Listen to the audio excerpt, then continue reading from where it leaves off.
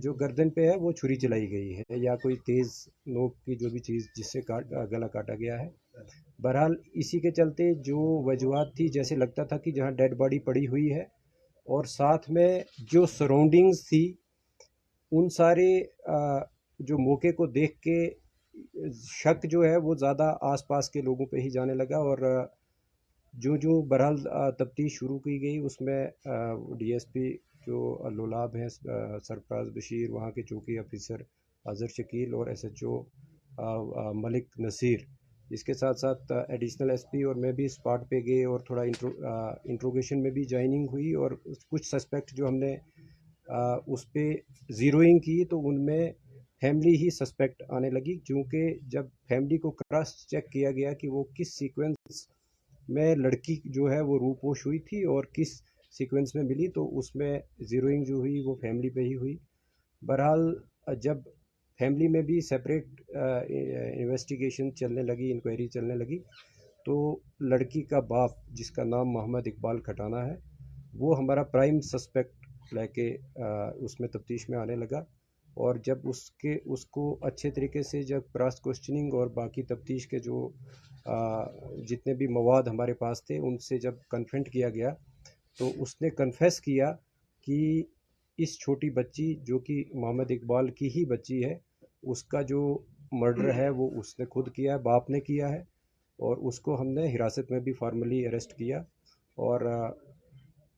ये कहानी निकल के आई कि चूँकि ये जो इकबाल जो है अपनी बीवी से पिछले 1 साल से इनके बीच जो काफ़ी पर्सनल इश्यूज़ को लेके लड़ाई होती रहती थी, मैं तू भी होता रहता था, इवन फिज़िकल असॉल्ट भी होता रहता था। इसी शाम को जब 29 तारीख को जब इकबाल चूँकि पेशे से एक ड्राइवर है, गाड़ी चलाता है सुमो, वो घर लगभग 4:15 बजे के करीब जब घर आया, उसके बाद अपने उसने जो शाम के लिए जैसे गांव में होता है कि लकड़ी काटी जाती या दूसरे कोई और डोमेस्टिक काम जो है वो किए। और जब 6 बजे के आसपास काम ख़त्म करके फिर अपने घर में पहुंचा तो बीवी के साथ दोबारा से उसका, क्योंकि उस सुबह भी उसका झगड़ा हुआ था और शाम को फिर से उसका काफ़ी लड़ाई हुई, आपस में बहस मुहावसा हुआ। और इवन कि उसकी वाइफ ने इसको स्लैप भी किया। तो इसी बीच में वो जो एंगर जो है उसका, वो अनकंट्रोल्ड एंगर जो आया, उसने चाहा कि वो अपने आप को मर्डर करता। बट वो एक नाइफ लेके वहाँ से निकलने की, वो उसने ये बहाना किया कि मैं अपने गाड़ी का जो टायर है वो पंचर हुआ है और उसको पंक्चर को मैं ठीक करवाऊंगा। तो वो वहाँ से अपने घर से निकलता है, जिसको जाते वक्त उसके ब्रदर शौकत जिनका नाम है, इसकी वाइफ, उसके चाचा, वो सारे लोग उसको देखते हैं और उसका कज़िन जो है वो देखते हैं कि वो घर से निकल रहा है और छोटी बच्ची उसके पीछे चल रही है। और वो इतने में बच्ची जो है उससे कुछ पैसे 5 रुपये मांगती है तो वो उसको 10 रुपये देता है। बट वो पीछे नहीं देखता है और बच्ची उसको फॉलो करती है, जिसको काफ़ी और भी हमारे पास गवाह हैं जिन्होंने उसको बच्ची को फॉलो करते हुए देखा। और वो गाड़ी में ही बच्ची जो है इकबाल के साथ बैठ गई। इसके बाद वो हार्डन की तरफ आया और फिर उसके बाद सीवर की तरफ, खुरामा की तरफ आया। और जहाँ पे गाड़ी में ही, चूँकि उसके बाद इफ्तारी का भी वक्त था और गाड़ी उसने एक आइसोलेटेड प्लेस पे लगाई। जब देखा कि लोग जो है वो क्योंकि इफ्तार के बाद रश भी कम हो जाता है, आजकल तरावी का वक्त होता है, और जो ही तरावी के लिए लोग निकल पड़े, तो उसने ये सोचा कि लड़की मेरे साथ है, अगर मैंने भी अपने आप को ख़त्म करना है तो इसका क्या करूं। और वो जो आउट ऑफ रेज जो है वो पहले बच्ची का गला घोंटा और बच्ची जो है उसकी डेथ जो है उसी में हो गई। और वो अपनी सोच को बदलते हुए सोचा कि बच्ची को मैं कैसे किसी जगह, ऐसी जगह रखूं कि वो उसकी डेड बॉडी जो है वो मिल जाए और फिर मैं अपने आप को भी ख़त्म करूं। बट जब वो वहाँ पे डेड बॉडी को अपनी गोद में उठा के अपनी गाड़ी एक रोड के साइड पे लगाता है और वो इस शेड पे जहाँ पे आखिर में डेड बॉडी मिली है वहाँ पे रखता है। वहाँ पे चूँकि इसने पहले ही अपने आप को ख़त्म करने के लिए एक चाकू जो है अपने घर से लिया था, और उससे फिर अपने इस जो जुर्म को वो दूसरा रुख देने के लिए, ताकि इसका शक जो है दूसरे लोगों पे भी जाए। और वहाँ पे शेड में जो है वो अब इस बच्ची की डेड बॉडी को रख के उसके बाद इसका गला काटता है। और जिस मिकदार में अदरवाइज़ एक ज़िंदा आदमी का ब्लड निकलना चाहिए उतना नहीं उससे निकलता, वो आप हमने मौके पे भी देखा है। उसके बाद ये चाकू को धो के और अपने पास रख के फिर जाके अपनी गाड़ी को लाके हिस्ब मामूल जहाँ पे ये गाड़ी को रखता था वहाँ पे ही गाड़ी को दोबारा पार्क करके जब घर जाता है, उसके बाद ही घर वाले इसको पूछना शुरू होते हैं कि बच्ची आपके साथ गई थी और बच्ची कहाँ पे है। तो वो ये बहाना बोलता है कि बच्ची मेरे साथ नहीं थी। अलबत्ता चूँकि 3-4 लोग जो मैंने पहले भी ज़िक्र किया कि जिन्होंने उसके फॉलो करते हुए देखा था बच्ची को, तो वो भी उसको कन्फ्रंट करते हैं और इस बीच वो एक और बहाना बना के वो दूसरे उसमें उलझन में अपने आप को जो ख़त्म करने की कहानी को छोड़ के दूसरे उसमें रूप में आके और बच्ची को ढूंढने के गर्ज से या उसको एक और दूसरी रूपोश वाली वो जो भी मोड़ देने के गर्ज से वो थाना में पहुंचता है और वहाँ पे अपनी रिपोर्ट जो है वो दर्ज करवाता है कि मेरी बच्ची गायब है। लेकिन जिस बीच वो रिपोर्ट करने के लिए आ रहा होता है उसके उसी बीच जब उसके घर वाले या दूसरे मोहल्ले वाले बच्ची को ढूंढ रहे होते हैं, मस्जिद से भी अनाउंसमेंट की जाती है और उसकी वाइफ को ये बच्ची इस शेड में स्पॉट होती है डेड हालत में। तो वहाँ से फिर बच्ची को बरामद करके वो फिर से जो मैंने पहले शुरुआत में की कि बच्ची को किस तरीके से फिर उसका पोस्टमार्टम किया गया और बाकी जो सारी कार्रवाई मुकम्मल की गई। अभी तक की तफ्तीश में सिर्फ मोहम्मद इकबाल ही एक वाहिद सस्पेक्ट वाहिद मुलजिम जो है वो सामने उभर के आया, ट्रांसपायर हुआ है इन्वेस्टिगेशन में और उसी को गिरफ़्तार भी किया गया है। जिस चाकू से उसने बच्ची का गला काटा था वो भी उसने फिर किचन में एक और मखसूस जगह पे छुपा के रखा था, वो भी बरामद किया गया है। इसके साथ साथ उसके कपड़े जिन पे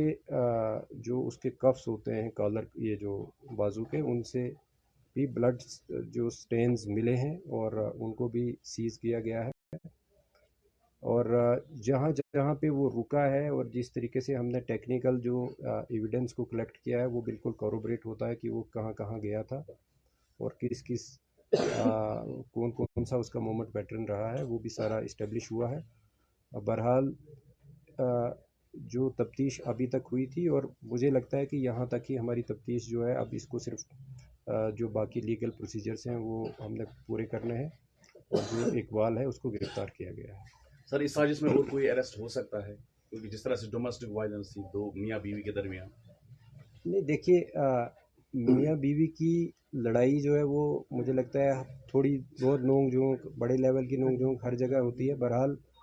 ये जुर्म जो है क्योंकि मर्डर है तो मर्डर में या तो इंटेंशन आपकी देखी जाती है या नॉलेज देखा जाता है कि आप जो काम कर रहे हो क्या इससे किसी की डेथ हो सकती है या आपकी पहले से किसी को मारने की गर्ज हो। तो चूंकि इकबाल ने जब गला घोंटा है अपनी बेटी का तो उसको तो ये ज़ाहिरी तौर पे मालूम था कि मैं गला घोंटूंगा इसका इसकी डेथ होगी। तो अभी तक की तफ्तीश में सिर्फ एक ही जो एक्यूज़्ड है वो इमर्ज हुआ है जिसका नाम इकबाल है और जो कि उस बच्ची का जिसकी डेथ हुई थी उसका फादर है।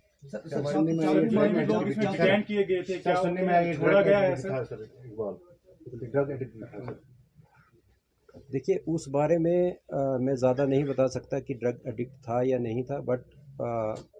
चर्स वगैरह पीता हो तो उसका हम नहीं कह सकते हैं। बट जो सिंथेटिक ड्रग्स वगैरह के हवाले से टेस्ट भी करवाया गया है उसमें कुछ नहीं ऐसा आया है। क्या सर पुलिस के पास इतने एडुकेट एविडेंसेस है कि इसको प्रोसिक्यूट करके कैफे किरदार तक पहुंचाया जा सकता है? बिल्कुल, जो भी एविडेंसेस हैं चाहे वो सर्कमस्टेंशियल हैं या चाहे मटेरियल एविडेंसेस हैं वो सफिशेंट हैं कि ये केस एक बहुत अच्छा केस बना है और मुझे नहीं लगता कि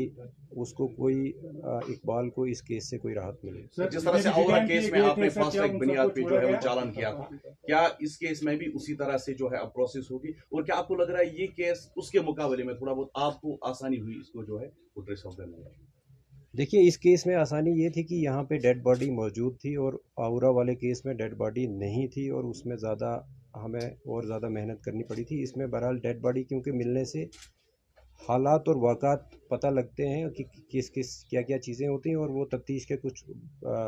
बड़े छोटे छोटे पहलू होते हैं जिनको कनेक्ट करके तफ्तीश को मुकम्मल किया जाता सर, है। चाकू का इस्तेमाल क्यों किया गया? अगर गला घोंटकर मारा गया उसके बाद चाकू का इस्तेमाल, कहीं वो किसी और को फंसाने नहीं चाह रहा? देखिए, मैंने आप जैसे बताया कि चाकू का इस्तेमाल इसलिए किया कि उसको जब उसने देखा कि बच्ची मर गई है और इसको मैं घर लेके यहाँ रखूँगा भी तो किस सूरत में, क्योंकि उनने देखा भी था उसको फॉलो करते। मैंने